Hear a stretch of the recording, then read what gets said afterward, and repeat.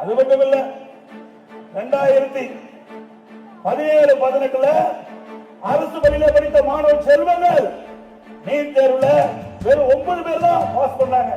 3,80,000 பேர் அரசு பள்ளியில படிக்கின்ற ஏழை எளிய மாணவர்கள் வெறும் 9 பேர் தான் நீட் தேர்வுல பாஸ் பண்ணி மருத்துவக் கல்வி படித்தாங்க. இதையெல்லாம் நான் உணர்ந்து நானும் கிராமத்திலிருந்து வந்தவன், அரசு பள்ளியில படித்த மாணவன் என்ற முறையில சிந்தித்து பார்த்தேன். பொதுமக்கள் கோரிக்கை வைக்கல, எதிர்கட்சி கோரிக்கை வைக்கல, நானே முடிவு செஞ்சேன்.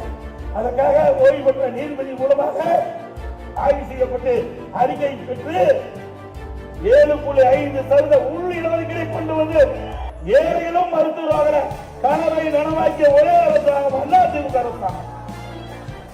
அந்த 7.5% உள் இடஒதுக்கீட்டில் இடம் கிடைத்த மாணவர்கள் ₹1 செலவில்லாம அனைத்து கல்வி கட்டணத்தையும் அரசாங்கமே இருக்கும் உத்தரவு போடும்.